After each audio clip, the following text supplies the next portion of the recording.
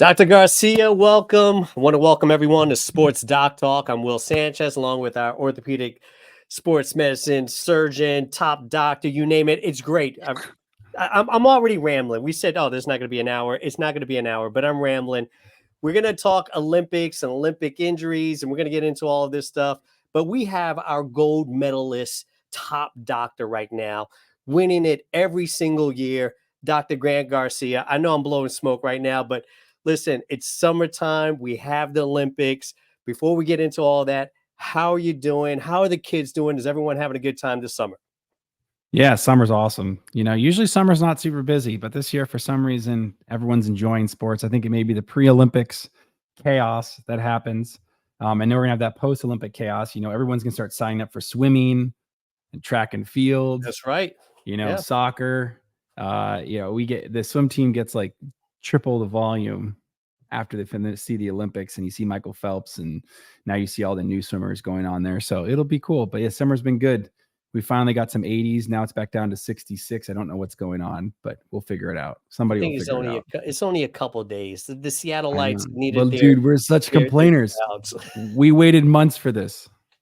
Yes, we did. And listen, before we go on, let's give a quick shout out to the Recovery Shop. Dr. Garcia, I'll tee you up for that one there. Talk a little bit about the Recovery Shop. So these are our sponsors. Big thank you to them. I love this stuff. You guys, reach out to me, reach out to the Recovery Shop link above. This is really good for the patients. Your patients are asking me. I had someone today came in asking me, what can they do after their surgery? What extras do we offer? They've been hearing about the standard stuff, but the NICE machine, recovery nutrition, Yep. The Rebus machine, all those things we can offer them that, you normally can't get. And this allows you as a surgeon to offer them to your patients kind of in a one big bundled option. They can see it all there. And what's really nice too is just got kind of tired of telling people, go to Amazon, buy this brace, buy this aftermarket thing. Instead, I can vet it. We can put it up there, and it can be really helpful for the patients. So for patients, you can reach out and find out who's dealing with the Recovery Shop.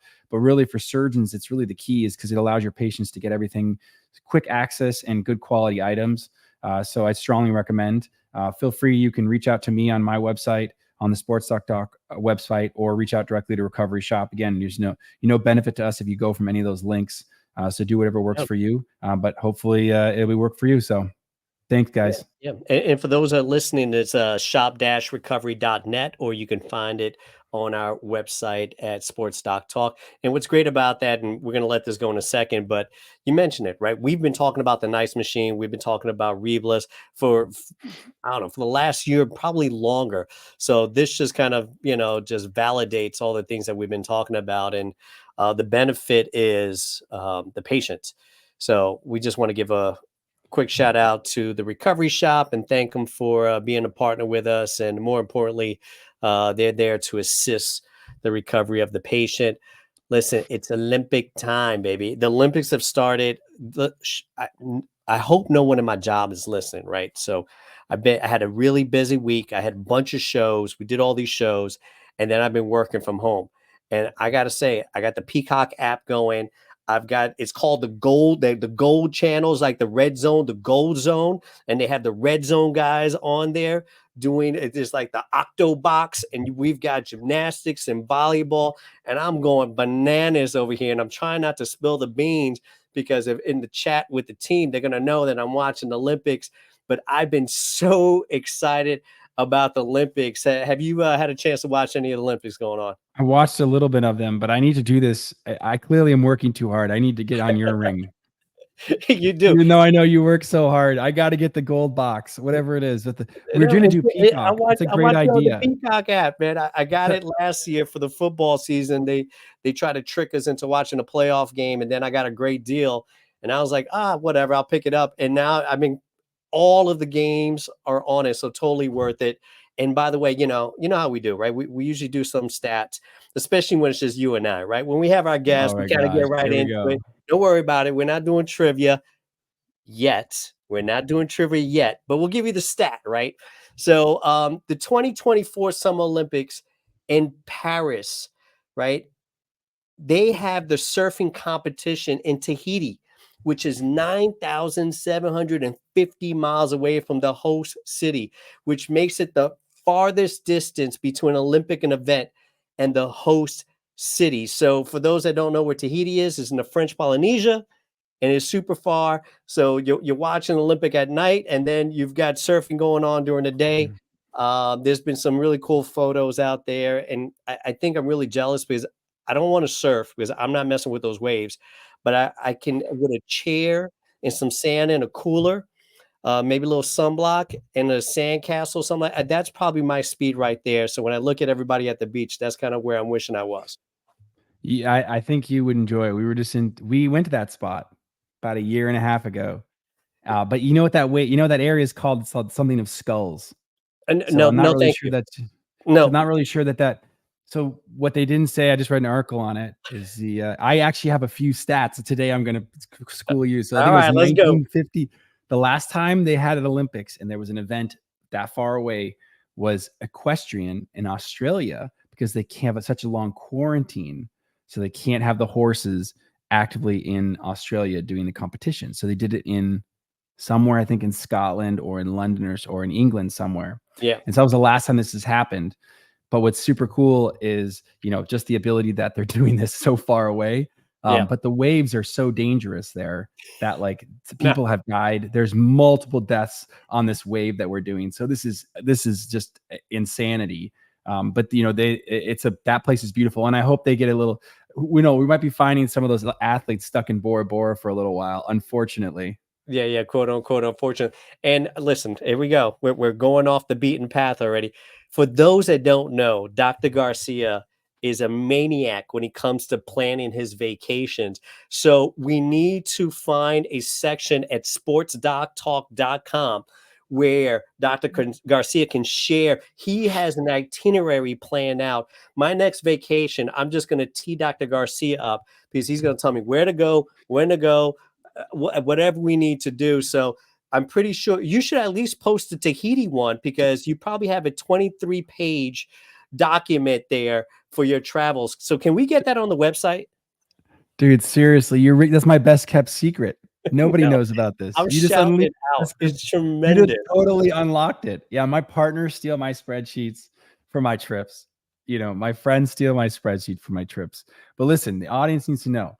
I vacation like I do my surgeries. I go all out, making sure Yep. to do the best possible job. All right. And there's no chill mode. It's everything we plan to the T, make it perfect. And it's fun. We like to do it wild. I like to not. I'm not ever. We've seen my surgeries. We like to do. Yep. There's not a lot of repetition. So anyhow, will that be another show? You already got enough information out of me on that one. No, we're that show will probably be a 4-hour show. We'll do 4 parts on all of the planning that goes into it. Real quick before we move on, see this we're off the tangent. Where are we? 10 minutes in, 8 minutes in. Does your wife love it, or is she like, okay, this is you're over planning? Like, there's a delicate balance. What's the deal? Because I know when we try to plan things out, there's a delicate balance. Like, okay, we overloaded the schedule or we underloaded. What's that key balance, and how does your wife feel about the way you go about planning these trips? So I usually catch her off guard. That's the key. So she's Oh, tired at night. She's had too much with the kids. And I'm like, hey, honey, do you want to go to Vietnam? And she'll be like, yeah, sure. And I'll be like, she said yes. And done. then she wakes up and the trip's fully booked for her. So that is a positive. We've started doing conversations before, like a few weeks before, so she knows where we're going. Because a lot of times she's landed and she's like, I don't really know where this is. Like, there's certain places that we have like, what's the next step we're going? So, most people, it's funny, that's because of my job, they think that I'm like not the vacation guy. So it's the exact opposite in our family. Like, she likes it, but she's obviously stressed. Be honest with you, her job's harder than mine with the 2 little rascals. Yeah. So, it's fun. But yeah, we have it. It's a good time and she likes it. It's just, it becomes intense. Sometimes you're tired after the vacation, but then the memories are worth it. So. All right. Well, you're the Olympic champion of planning. Speaking of another Olympic champion, that is, I mean, she's to me, and I'm going to ask you who is your top Olympian. For me, I have Jesse Owens as one of the top Olympians ever because of not only him winning, but at the time that it happened, where he did it.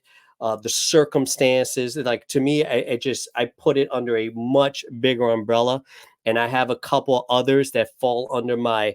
These are my goats. But before I continue with that, who is your goat when it comes to Olympic Games and what you've experienced in your life? So again, there are a lot of ones that stand out, but I mean, I'm kind of biased, man. I'm a swimmer, You're a so you know where swimmer. I'm going with this. Yes, I So you do. got Michael Phelps. I mean, Yep. yeah, to have a swimmer that's his nuts. I mean, I was literally watching, in prep for this show, we were looking up different injuries and trying Yep. to see previous injuries, and they showed first pitches, and it's like Michael Phelps, like all talking about Michael Phelps.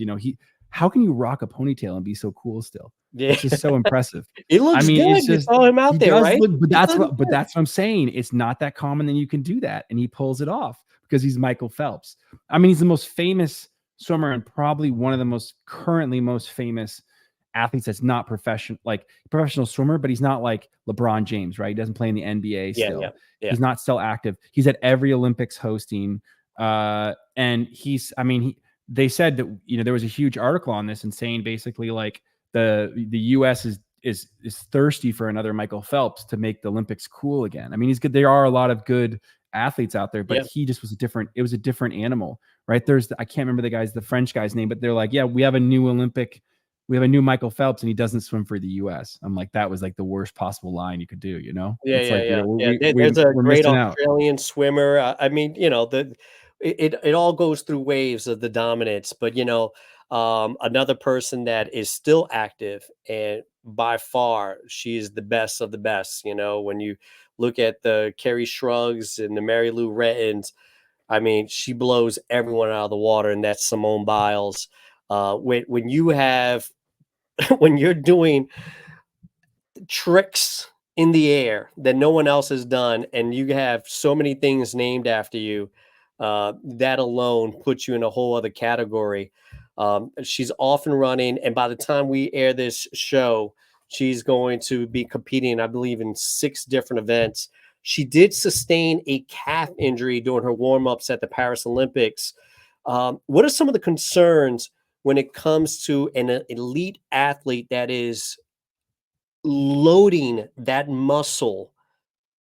What's something that's really concerning to you when you hear calf injury? Because when I hear calf injury, I get worried about a whole bunch of other things, not just maybe I'm having some tightness or some soreness. What are some of your concerns? Well, I mean, you're going to see this a lot in this episode. We talk about all the spectrums, right? Um, Calf injuries are nasty. I mean, they're one of the most annoying, nagging injuries. I mean, we've talked about hamstrings before. We talked about Yeah, quad injuries, and you don't get as much in upper extremity. Gymnasts maybe, but they don't get nearly the same injuries you'd think, and they get a lot of these lower extremity because they're having to land at such high velocity, right? Like, yeah, I mean, if you look at the height they're going from, and they're landing, and then they land in an endpoint, right? So that's like to drop that and not blow out your Achilles as you land, which we'll oh, talk about happens, is pretty impressive.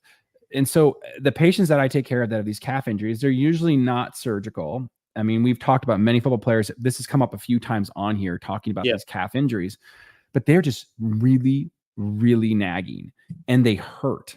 They hurt a lot. I mean, the most of my patients are coming in with a calf injury. They're limping, they're walking weird. Now, again, I'm assuming she didn't have a really bad strain. I mean, I know she's yeah, tough, but yeah, probably a grade 1. And again, for the audience, there's usually 3 grades of these tears. Again, there's grade 1, which is just a little sprain. Grade 2, probably hematoma, maybe, which is some blood, maybe a more of a split, and then you have like a full-on rip tear. Probably not a grade 3, probably a grade 1. Again, also depends on where it is, right? We could, we're not going to show that other picture in a minute, but basically you have the muscle, then you have the muscle tendinous junction, and you have the tendon. The tendon is the Achilles tendon. So you can see how this all links together. yeah, But you can see when they wrapped her, they wrap her so tight that basically she's not even contracting the muscle. And yeah. what they're trying to do with that is to get it so the muscle stays in put, so that when she's landing, it's basically not contracting. But she then loses her spring force. The crazy thing, She does not lose her spring force. It's wrapped up, and it doesn't affect her. And she's absolutely amazing. I'm sorry to cut you off there. I think that she's You- probably good enough to Yep. do it with one foot. That's why. Yeah, You know what I mean? yeah, We've talked about this before, right? Like, it's like some of my patients ask me about professional athletes, and they're like, "Well, what did they get?" I'm like, "Well, just so you know, like I've seen some of these athlete surgeries, and like a lot of the surgeons are great. We've talked about Neil Altrosh, Yeah. amazing surgeon, right? Like it's insane article. We have to have an episode just on that article we just read in the New York. What was it, New York Times or something Yeah. incredible? But basically, these elite athletes, even if they don't get a great surgery, and I'm not saying they do always, I'm not saying that they don't, but if they don't get a great surgery or they don't get a great treatment, they still can perform better than average. I mean, when I take care of these high level athletes, and if let's say sometimes you come in and these have percentage success, right? Yeah. They just don't have that same issue. It's just not the same because they're able to overpower whatever they need, and they're able to do it. There's a reason that they're elite, and you're talking about the most elite person, right? So what does it take to get that level? And then the problem is that she's not even what that take to get that level. She's significantly above the rest of the world, right? She has tricks named after her. She's going Yeah. for another trick that we've never seen before, right? Yeah. That she's going to name another one of her tricks. Yeah. Yeah. And so she doesn't even need to be at 100% to win. Let me ask you about this, right? And once again, we are recording this. If we were going to go live, we would need to get this out in the next 3 hours and 27 minutes because Paris it will start rocking and rolling at midnight Pacific time when they go. So this is going to be a little bit later and halfway through the Olympics when we release this. But her date, and the reason I'm bringing this up because what's your concern if you're the personal trainer and you're like, I'm in charge of the most important calf at the Olympics for gymnastics. July 30th, women's teams final. August 1st, women's all around final. August 3rd, women's vault final. The 4th, uneven bar. The 5th, balance beam finals. And the 5th, floor exercise finals. That is 6 events within 5 days or 6 days. And the last day, she has 2 major events with the balance beam and the floor exercise final. What are you doing to keep that calf not only when she's going to perform, but before and after to make sure that she's at her optimum, whatever that looks like, because that calf must take a monumental beating within that time frame. I mean, you're doing everything, right? They might even have you be throwing in PRP. They might have been throwing some stem cells in her during the time. They may be doing something called shockwave. We've had a few of the players that come in. We had a couple high-level soccer players, a couple high-level basketball players. We do the Seahawks, and they come in and they get this thing called shockwave. And so they do it like when they have injuries like this, and it sort of breaks up the scar tissue and kind of relieves some tension there. So she may be doing something like that. There's probably things I've never even heard of that she's getting treatment on there in Europe. And remember, she's in Europe, right? So they probably have some other things that they don't even have here in the US that they can offer her. I mean, she's Good getting point. smashed with treatment right now. I mean, there's just no way that she's just sitting around doing nothing. And also, you're forgetting to mention, which again, you're bringing up the most important parts, but she's warming up also, right? Like she's Yep. just not going cold turkey and doing those things. And she's going to keep herself warm every day. She's going to do routines every day. She may be chilling out more than average because she's injured and she doesn't want to get more injured and she wants to save it for the actual events. Yeah. But I mean, those are still like a few days away, right? Like we're not talking about like this is going to be over in a day or two, right? You're talking about 6 events over a period of time. So yeah, I mean, they're doing everything possible and they're probably consulting, they're probably calling, they probably have all these different people involved in this. This is not a single person treatment option, and there's probably been so many people involved in this, which is always really important to understand. Like even you have these team physicians, they're top of their game. I took care of a player that had seen Elytrosh and then flew to see somebody else. And, it's just amazing to hear their stories when they're like, oh, well, this guy operated on me, but I flew to see 3 other people because he's like, I want you to get checked by 3 people before I do your surgery. Like these are the best docs in the world, if not country. And they're still getting these extra opinions because all of us want to make sure we do the right thing for the player or for the patient. Last thing before I move on, we've heard a lot of different things, right? Before it was, the rest and the ice and things like that. And it seems like we're getting more information now about compression and maybe going away from some of the ice treatments. when it comes to, let's say it's a grade 1 calf strain, what is that treatment? Is it focusing on compression, or it's just besides everything else that you mentioned, but just, what's a maybe go to when she's in the hotel, she's already had her treatment, but they still want her to quote unquote treat it while she's relaxing at the hotel room at the end of the day? What is she doing there? I mean, they're probably doing massage, they're probably doing grafting, they're probably So doing some 24/7 muscle. there.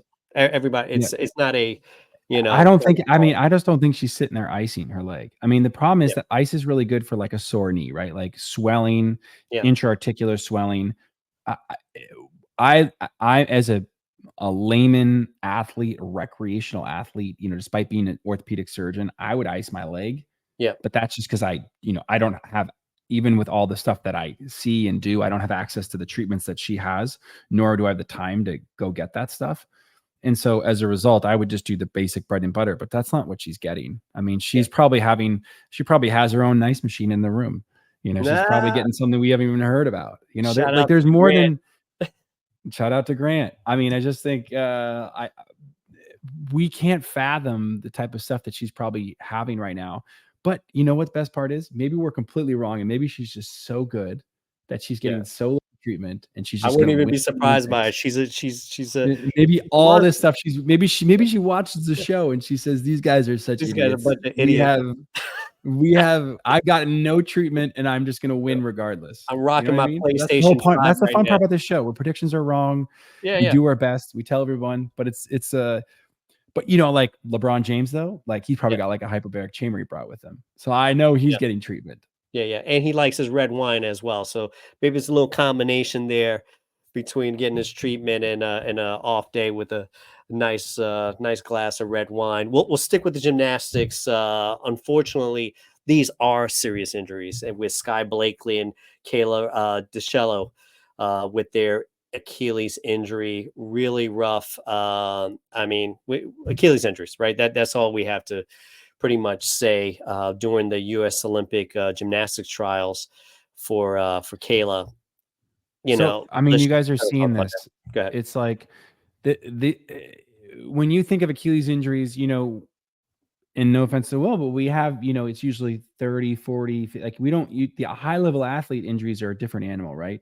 Yeah, They're just, you've seen Aaron Rodgers, but Aaron Rodgers wasn't 25 when he got his injury, right? yeah. There's NFL players that get it, but to see I mean, Kayla's 20 years old, and we're talking about high level yeah, athletes. these are really Their young, Achilles these are are really strong, young. right?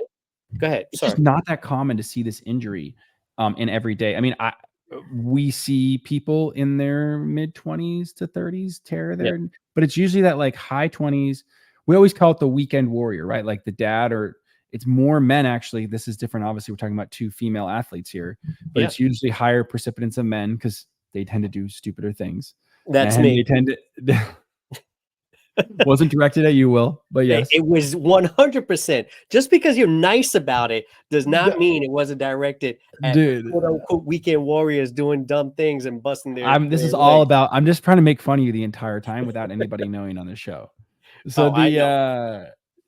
so it's generally, the population's generally, like I said, it's weekend warrior. Like I've had friends like that, in late 30s, early 40s, tear their Achilles, and then talk about repair, which we will in a second. Yeah. But to have young, I mean, one of them was what, 16 or something, or like she's 20 years old, and the other one, I can't remember how Yeah, old she yeah. was, but these are not Yeah. very old. Anyhow, so these are young athletes, but remember what we said before, this is like jumping off a building, right? Like they're going, look at the height that they go. Like we never get to experience that. Like you would never fall at that speed. And it's also a rotational component, right? And then Yeah. they have to immediately stop on a dime. And that's usually what happens. It's that abrupt halt. That's what gets any of our things. Like if you think about, we see biceps tendon tears, it's not like the guy is just lifting and all of a sudden he lets go. It's just all of a sudden goes into an isometric, which means that your muscle has to hold that same strength Yeah. without moving. And your tendon gives out because it's either your tendon or your bone snaps. Now, if they were younger and they were like in 16, 14, they Yeah. can They're pull off 19 the and growth 20. plate. Just to But let the that's not, audience know. that's 19 and 19 and 20. 20. We're talking about really young. Yeah. So this is a pretty devastating injury.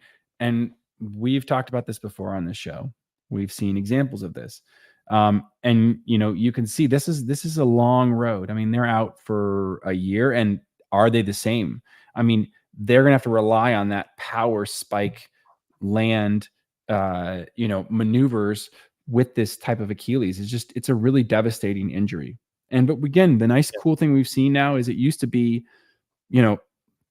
we saw many baseball players that are earlier on, and 10, 15 years ago, get this, and it would take them 2 years to come back, and they never be the same. And now we've seen some players come back from it, and they've done well, and we'll see how Aaron Rodgers is. Again, Aaron Rodgers is not, he's a great player, but he's not the antithesis of like a hurdler or a gymnast, right? Like he could sit in the pocket. He was never known as a high impact player, right? Like going for big runs, doing dives, jumping, things like that. So like he doesn't need to be, I mean, you saw him, he was for like 6 weeks. He's throwing the ball better than most peak quarterbacks can do.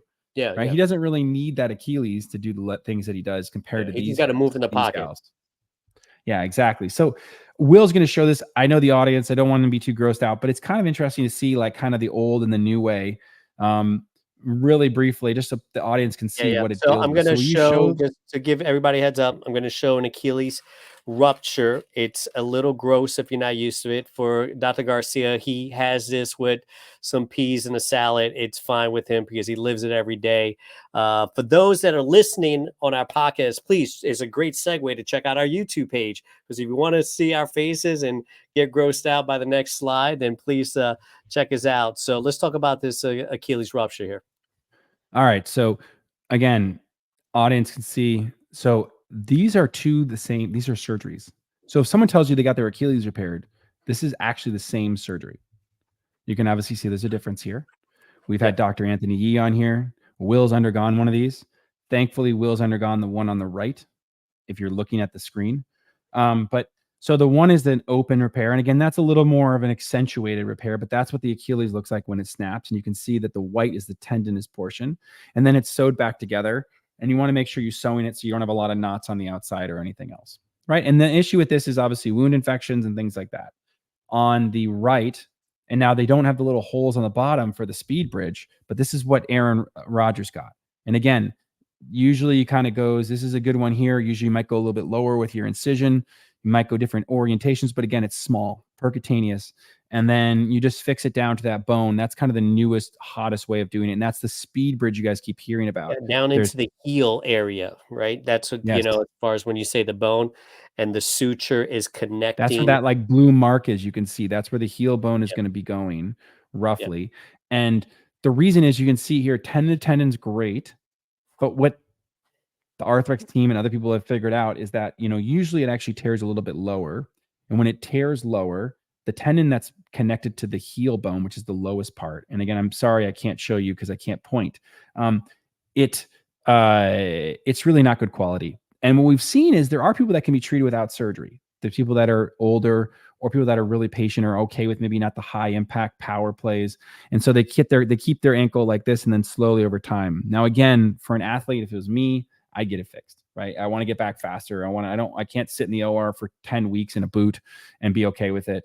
And so you want to go back quicker. And so by having this sort of enhanced bridge and then being able to fix it to bone, it's stronger. Like if you can get bone to tendon healing, it's always better than the tendon to tendon approach. Less scarring, faster recovery. And so that's what the whole purpose of this is. So anyhow, so they're probably undergoing that. I'm hoping they're undergoing the right one, which is the percutaneous. I can sure bet that one of them is probably going to be seeing Dr. Elitrosh sometime soon. We've already seen he's the master of everything. We need to have an entire episode on him. But anyhow, so that's what's going to be undergoing. And it's going to be a long recovery. And, there's going to be their different ups and downs, but, hopefully they're still young, and hopefully we can see them again in 4 years. And Los Angeles, right? Yeah. And, before we move on, as we mentioned, right, 19 and 20, one of them, Kayla, was part of the championship team last year, and pretty sure was expecting to go and compete with her teammates and try to bring home a gold for the U.S. gymnastics team. And we talk about injuries, we talk about knees and Achilles and things like that. But what that mental preparation, some of the concerns are when you have these young athletes, that this is possibly their career, even though they're young. We know that gymnastics, obviously Simone is 27. She's different. She's, she's LeBron. She's on a whole other out of our galaxy. But for a lot of these, athletes, their careers, end at an early age. And, if as a doctor, as someone that, knows this, what are some of your concerns with the mental status, and what is something that you can do or encourage the patient to do when you know that they're going to be rough days? You are laid up, you're immobile, you're watching on TV your dreams.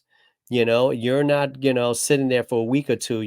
This is a long recovery. What are some of your concerns as a doctor? And if you had to share with some of our listeners, what do you recommend if you're struggling mentally with something like this? I mean, we're going to need to have an entire episode on this. This is a great topic. I think the mental health of recovery is humongous, and it's completely not talked about. If you watch our previous episodes, this probably comes up frequently. And I made it wasn't a joke, but I made a point that I'm basically 2/3 surgeon and 1/3 therapist, even though my wife thinks that's funny because she would say you're not a very good therapist, but nonetheless, she's biased. She's biased. That's true. So anyhow, She's there not is a lot of listening to me, therapy, right? I don't want to get in trouble here. But anyway, go ahead. No, we're good. So basically, I'm just dealing with everyday athletes, right? I mean, we had some young kids today that came in that have meniscus tears we're going to have to do surgery on, and tell them, you're out 5 months, right? Like everything that you wanted to do, done.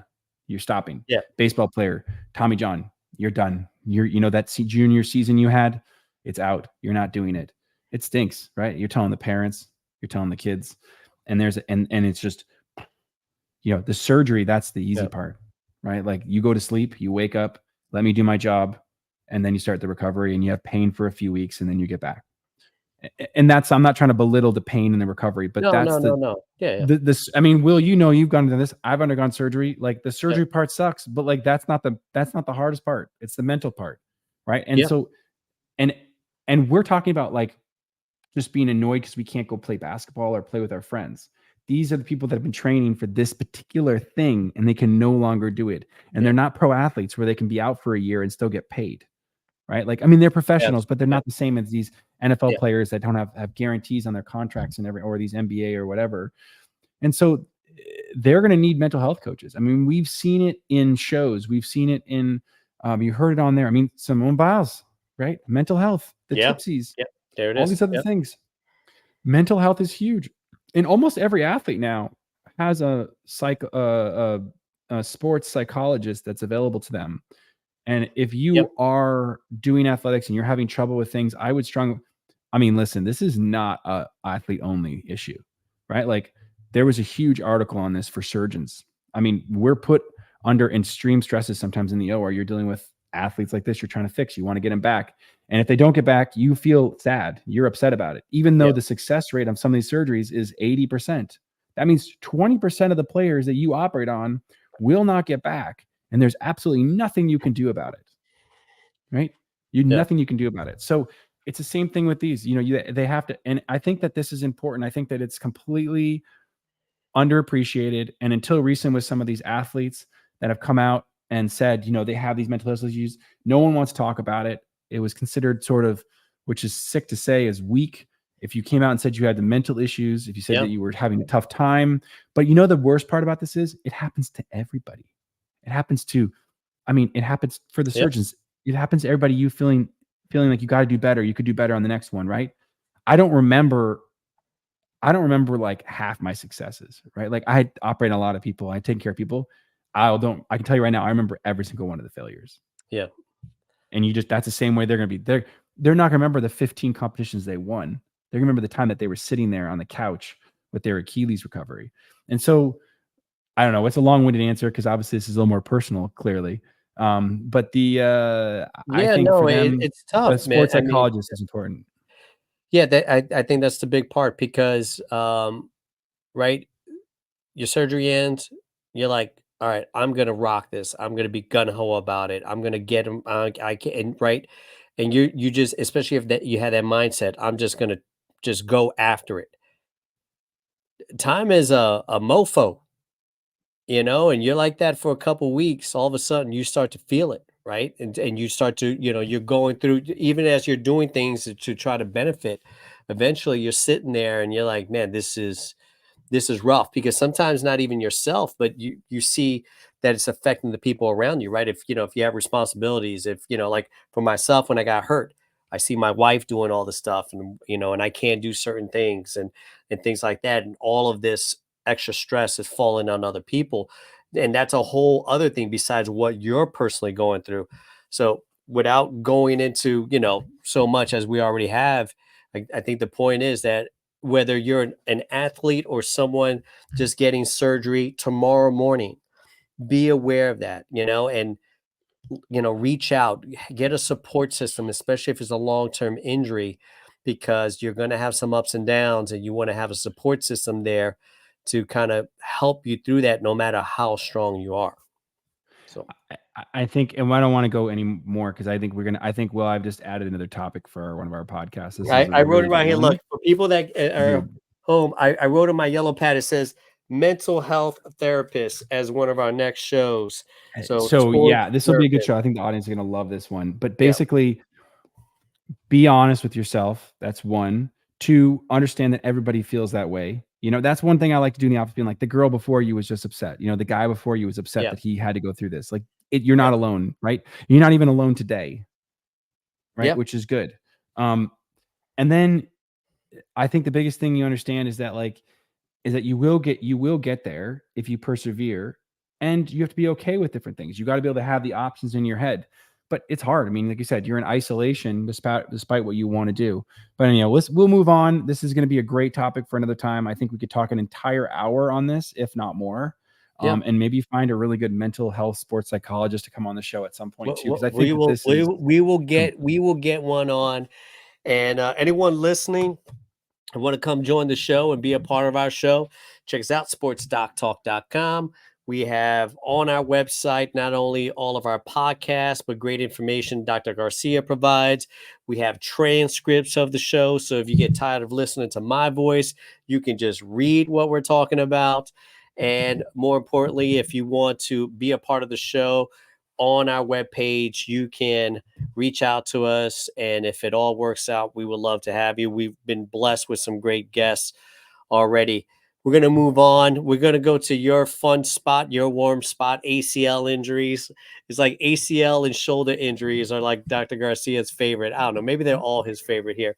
But let's talk about secretly, they're all my favorite. Secretly, They all I are. do not discriminate against injuries. Yeah. Everybody's allowed. Cameron Brink's ACL injury. She tore ACL just a month before the Paris Olympics. Really a blow to her team. And I mean, and maybe we'll get into this in a second here. Having this ACL injury, coming out of Stanford, graduating, one of the best players in college, rebounds, points, blocks. She was one by far, right? Everyone talks about Caitlin Clark and Angel Reese. Cameron Brink was a superb college athlete and was going to have a tremendous rookie year for the Sparks. Let's talk about this ACL injury and what this involves. We're talking about another young athlete here, but what does this ACL injury involve? Just talk about that, and then we'll get into the recovery process. Yeah, I mean, we've all heard about this with all these players. I mean, the ACL keeps coming up on this thing. We talk about all the different surgery options she has and everything else. But again, she tears her ACL. You can see there, it's one of the most commonly torn ligaments. It's the one you hear about all in the news with these athletes. So she's going to tear this. She's going to be out, 7-8 months. She'll get probably a reconstruction. I know there's other fancy things we talked about, but not an athlete at this level yet. And again, the interesting thing though is it's women's basketball, so we haven't brought that up as much. We've had a lot of NFL players we've talked about, and what people don't understand, and what I see actually a higher amount, is female athletes coming in with ACL tears. So female athletes are 2 to 8 times higher tear risk than men, and that's really important for people to understand, because I do a lot of ACLs, and I would tell you that this is very true. And it's really high in basketball, but the highest in soccer. And so a lot of Yep. soccer. So when soccer season comes, unfortunately, it's a lot of and it's young girls too. I mean, Cameron Brink, despite her being in the WNBA, she's still young, right? Yeah. She's Yeah. Just a she's a rookie. young girl. Yeah. Yeah. So again, and it's because of the way that it's not because they're female male, but it's because of the way they land. They landed more valgus. They have some rotation. They tend to have smaller notches, which means that's what the area where the ACL sits. It kind of impinges. And also women tend to be more lax. So they tend to have more flexibility. And so that means that their ligaments are a little bit looser, but allows them to do other things, right? They're a lot more flexible. They can do things like that. But again, and for Cameron Brink, who's so tall, it could have put her at more risk. But again, it's also just bad luck, right? Yeah. Like people ask me all the time, they're like, well, why did this happen? I mean, I have a couple of my friends that were like insanely good skiers. They made it through their entire career, no ACL tear. Then they're 35 at Whistler and they fall and they tear their ACL. And they're like, why'd that happen? I'm like, listen, it's just bad luck. Yeah. So a lot of times we just can't explain why it happens. So the anatomy, the hormonal, and the biomechanics of the woman athlete is slightly different than the male, and that does play a part, or at least the numbers or the stats or studies show that they tend to be higher in female when it comes to ACL injuries compared to male. Did I say that right? Yes. Yes. And what we also know is that because that information is important, it's important that teams and understand that you can also prevent these. So by doing prehab or by doing injury workouts, by teaching females to not fall into so much valgus, there's different things you can do to prevent it. Now, obviously, someone like Cameron Brink has probably been doing that, right? Like there's no way that Yeah. she gets to that level and they're not preparing her to avoid her from getting injured. But nonetheless, all of our shows segue into something different, right? Like we start off with a topic and then sometimes we go off the deep end and We always sometimes go we off the go deep into a end. different direction. So anyhow, It's because you're a it's important swimmer. for We go off the deep end. dude, no pun intended. That's right. Okay, But so I anyhow, got a so question for you here. All right. Very different. I think it's the only sport, and I'm not putting much thought to it, so someone's definitely going to correct me on this, right?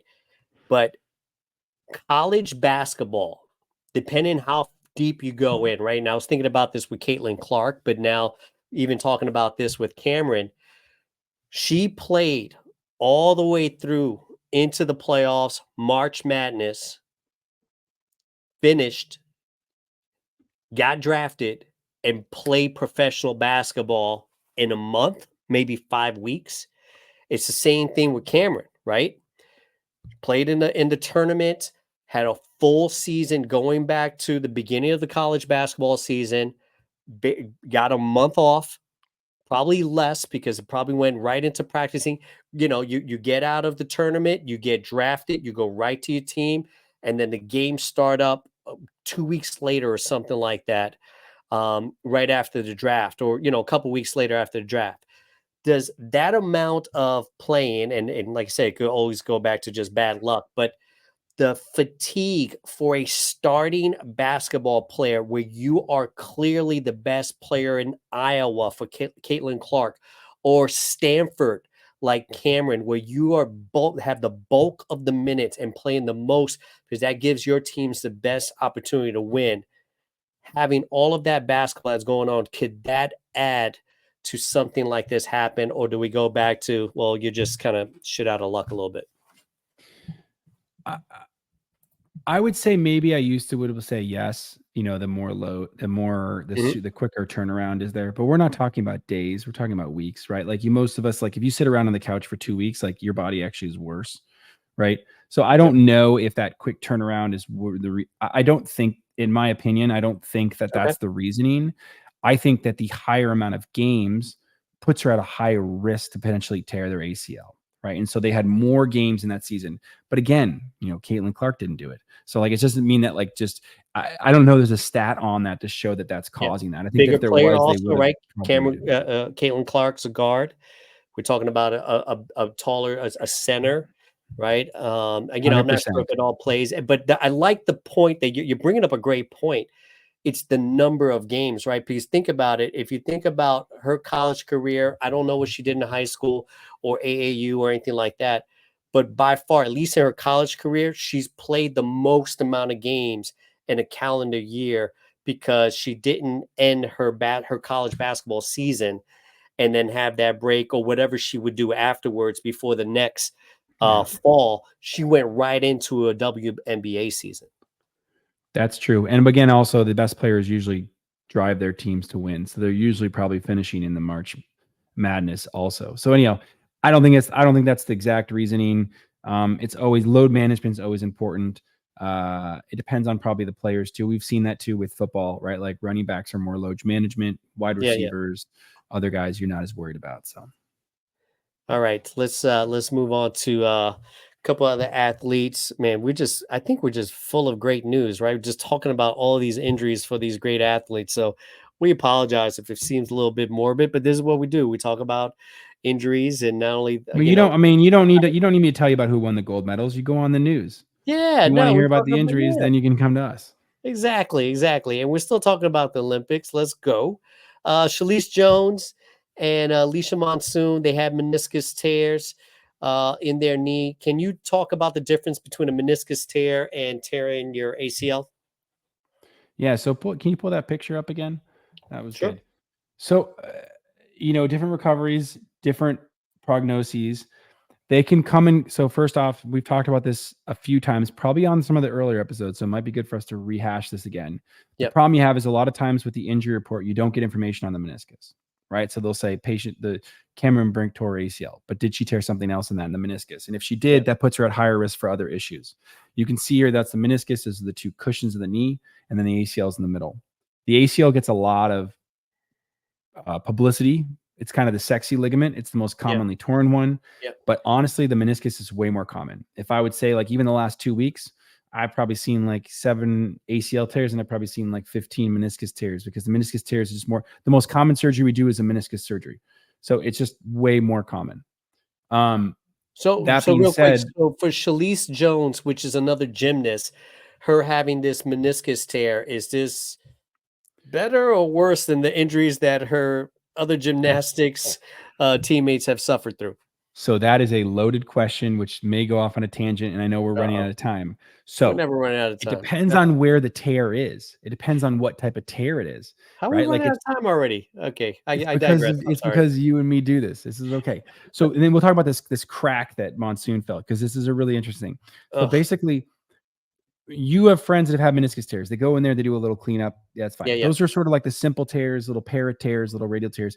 But the tear that you're even seeing here, this is a radial tear. Those are kind of nasty, because when you take one of those out, that's equivalent to removing the entire meniscus.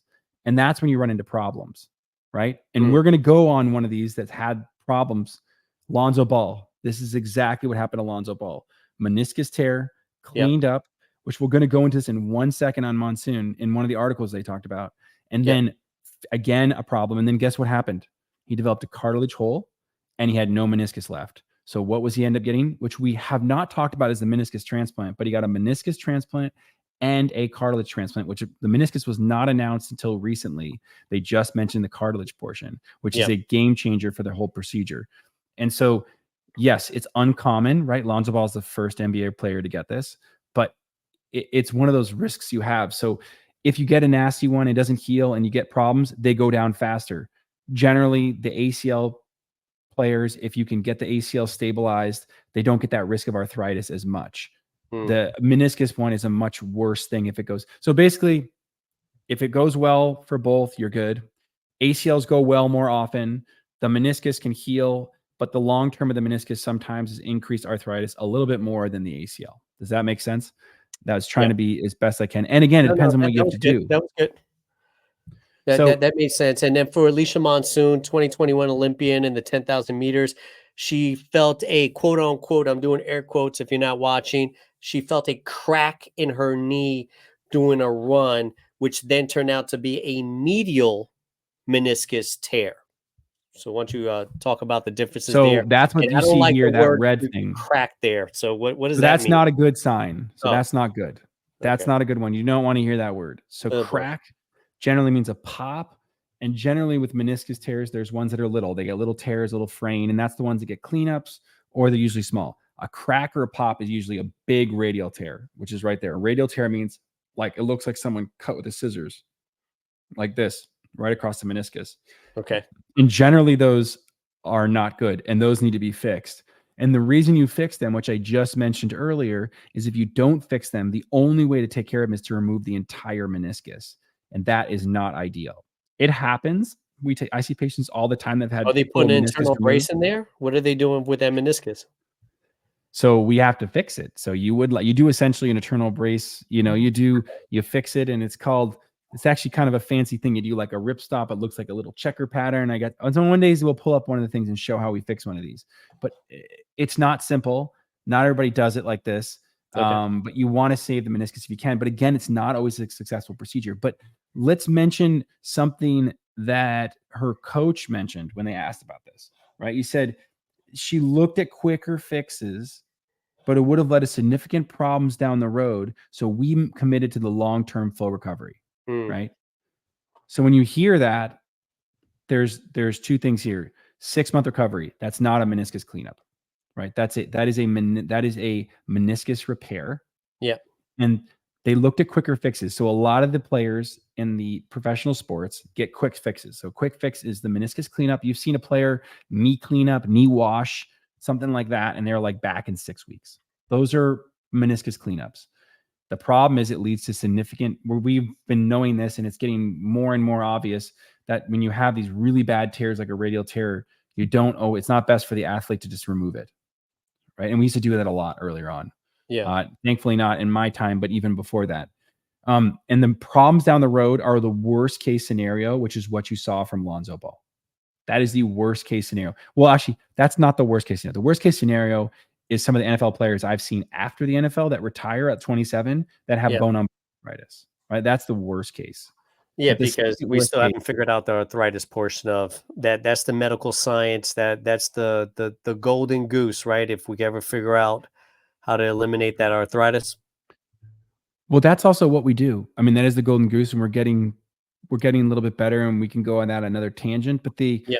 the thing is that, like, they're one of my specialties. If you see what I do, and this is becoming a more common, it's still not that common, and why people like to hear this stuff and I talk about all the time, it's called cartilage restoration. So how do we restore the cartilage, or how do we save the cartilage? So the number one way to save the cartilage is, if you look on all my posts, there's a hashtag save the meniscus. There's a reason we do that, right? Save the meniscus here is so important. So that's why they're vowing that she saves the meniscus. And the crazy thing is, these young patients can do really well. I mean, I just told a 15-year-old today that I don't know if I can fix her meniscus, but even if it looks like it needs to be fixed, I'm going to fix it, because I'm going to see what happens. Because with a 15-year-old, the blood supply is so good. 26-year-olds are kind of the same, right? I would rather throw a Hail Mary pass and know that it's a 60% success rate, because if I don't try it, it's 0%. Yeah. You already know the outcome. Mm-hmm. Yeah. And how old was this patient? Young woman? Mine was 15 today, but we're talking about Monson. She's Yeah. 26. I mean, they're still young. Yeah. And what about as a runner? 10,000 meters. This is what she competes in. Did you see something like that, or you go, well, let's just kind of fix things, and depending on how you heal and if everything goes right, then we could discuss whether you're going back to running these distances again. Well, and they can from do that these other point. things. I mean, now you can do ultrasounds. You can do these. They have these special in-office scopes you can do. You basically put a tiny needle in with a camera, and they can actually see if it healed. Like, there's other things they can do before they release her if they really want to do I that. got It doesn't. They're going to do every check on her before they feel comfortable with letting her rip. But we've seen with these newer techniques, we can get these things to heal. It's just the number one thing is getting to it quickly, right? The longer you wait, the more it stretches out. And the more that, once everything stretches out, it's like, imagine like a water sack, like a balloon. Once you blow it up for so long, it won't always contract back. Yeah. So you want to get that thing back. And usually I say 6 weeks, sometimes even sooner. Like, if someone comes to my office and I have an opening, I'll do it in a week or two. Like, you just got to get it done. I got you. So that's what happened here. So And, again, we're almost some out of good time, news, but right? It's good news. Long recovery, but Derrick Rose had something like this. Roger Federer, for you tennis fans, had something like this. And obviously, Federer is one of the great tennis players of all time. And Derrick Rose came back to become a contributing NBA player, never back to the MVP status.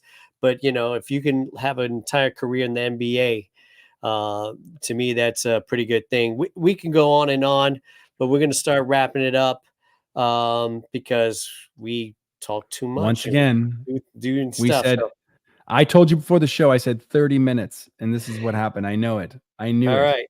All right. We're talking Olympics, Dr. Garcia. You ready for a trivia question? Oh, here we go. All right. I think you're going to get this. You're going to be close, right? So, Paris, this is the third time that Paris has hosted the Summer Olympics. There is one other city that has hosted the Olympics 3 times. What city would have hosted the Summer Olympics 3 times? Now it's Paris and this other city that have done it 3 times. London. London is the answer. First time ever. 1908. First time ever. Everyone's got to hear this. First time ever I got it correct. 1908, 1948, and then in 2012. So you have stumped the trivia question. That was our Olympic question. And maybe it's another 4 years before you get it right again. So it's gonna be, that's right. I'm gonna have to do, we're at 3 years right now. So I got 1 more year and then I get a pass. Then we're good. We just want to remind everybody, please check us out at sportsdoctalk.com. We really appreciate everyone. Check us out on your favorite listening podcast, whether it's Apple and Spotify and iHeart and you name it, we're on there. The same jibber jabber. If you're listening to us, check out our YouTube page. We really appreciate. Once again, shout out to Recovery Shop. We really appreciate them, and for all the surgeons who are interested in participating, feel free to reach out to the Recovery Shop. The link is on our website. The link is on Dr. Garcia's website, or you can check out their website at shop-recovery.net. I don't know. What else? Did I leave anything else out, Dr. Garcia? No, I mean, I know we were slow in the summer, but just, we have a lot more in store for everybody. So thanks for listening. Thanks for watching. Enjoy the Olympics. And after this, we're going to get back to more orthopedics. Real quick. What are you going to watch? What's the one go-to? What's your go-to? What about your wife? What she got to go to? Or she's like, leave me alone, get out of my way? We swimming. I'm a swimmer. I like the swimming. And I'm going to watch the gymnastics. Oh, I gotta watch Simone. It's absolutely amazing. Oh, by the way, for you rugby, I like the kayaking. I like the kayaking. We're gonna get off topic, but I like I don't want to go any further with this, but I like the kayaking. That's so cool. We got 2 minutes to go further. We love the kayak. Kayaking is awesome. Rugby fans, the women, and like I said, I have no idea what the results would be by the time we listen to the show, but the women rugby team have made the medal round. It's the first time the men or women have ever made the medal round for rugby. To shout out to a sport that doesn't get enough love. I figured that you were going to watch the breakdancing competition, but maybe you'll just stick to swimming there. Skateboarding, who knows? Thank you, Dr. Garcia. I appreciate it, man. Have a good one. And by the way, we've got Arthrex folks coming in. We got some really cool tools and stuff that we're going to talk about. We're going to get ready for our kickoff season, 2024 NFL season. We're going to talk Chubb. We'll talk Aaron Rodgers. We got Joe Burrow coming back. We've got an exciting fall season coming ahead. So we're really excited. We're going to have guests. You name it. We'll talk about it and we'll do our thing. Will Sanchez, Dr. Garcia, thank you very much. Say bye to the audience, Dr. Garcia. Bye, guys. Thanks for listening.